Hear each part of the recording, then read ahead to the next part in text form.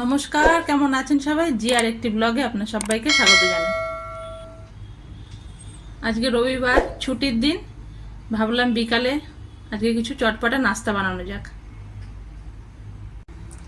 এখানে আমি 500 গ্রাম আলু সিদ্ধ করে নিয়েছি, আর এখানে এক বাটি অ্যারারুট নিয়েছি, আর এখানে একটা মিডিয়াম সাইজের পেঁয়াজ কুচি নিয়েছি, আর 2 থেকে 3টে লঙ্কা এখানে কুচিয়ে নিয়েছি, আর এখানে 3টে পাউরুটি দিয়ে আমি পকোড়াটা বানাবো। আপনারা দেখতে থাকুন। সিদ্ধ আলুগুলো আমি এক এক করে গ্রেট করে নেব। আপনারা চাইলে হাত দিয়েও মেখে নিতে পারেন। আলু আমার গ্রেট করা হয়ে গেছে। এখানে আমি যে 3টে পাউরুটি রেখেছিলাম, এটা এখন মিক্সির জারে গুঁড়ো করে নেব। পাউরুটিগুলো আমার গ্রেট করা হয়ে গেছে। চলুন এবার পকোড়াটা আমি মশলাটা রেডি করি পকোড়ার জন্য। এখানে আমি 1 চামচ চিলি ফ্লেক্স নিয়েছি,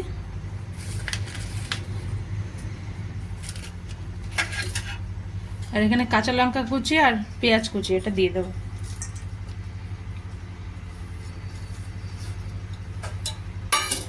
আর এখানে অ্যারারুট নিয়েছিলাম, সেটা এখন দিয়ে দেবো।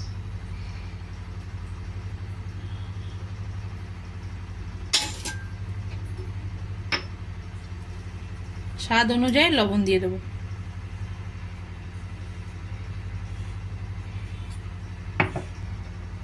ধনে পাতা কেটে কুচি করে রেখেছিলাম, সেটা এখন দিয়ে দেবো।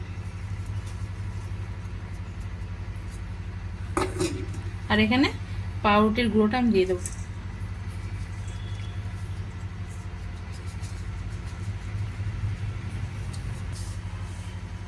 এবার আমি আস্তে আস্তে এগুলো মিক্স করে মেখে নেব।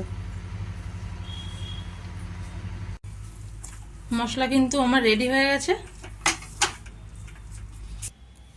এবার আমি সামান্য তেল দিয়ে এটাকে একটু মেখে নেব, যাতে হাতে না চিপকায়।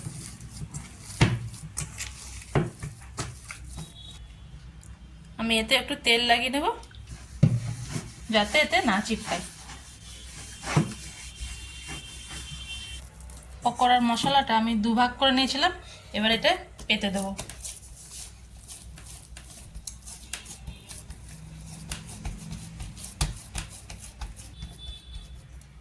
এবার আমি এটাকে আমি শেপ দিয়ে নেব। আপনারা চাইলে যেমন চাইলে তেমন শেপ দিতে পারেন।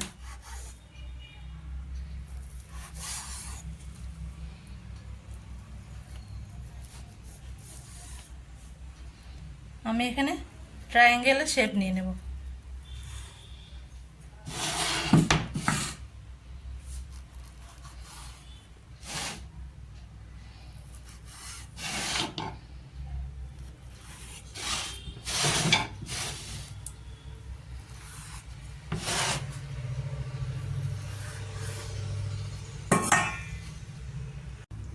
পকোড়াগুলো ভাজার জন্য আমি একটা কড়া বসিয়ে দিয়েছি। এবার গ্যাসটা জ্বালিয়ে দেবো।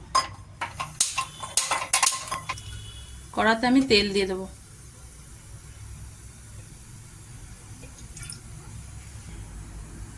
তেল আমার গরম হয়ে গেছে। এবার আমি আস্তে আস্তে পকোড়াগুলো তেলে ছেড়ে দেবো।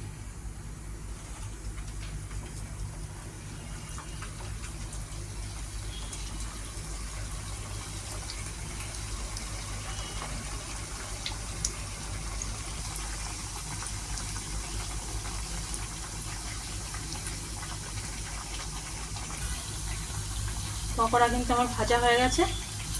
এবার আমি একটা প্লেটে বের করে নেব।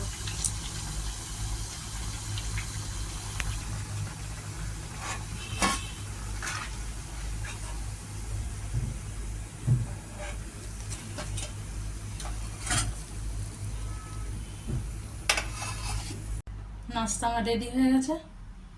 দেখুন কত সুন্দর লাগছে। আর 2 থেকে 3টে পাউরুটি দিয়ে কিন্তু নাস্তাটা আমার পুরোটা রেডি হয়ে গেছে।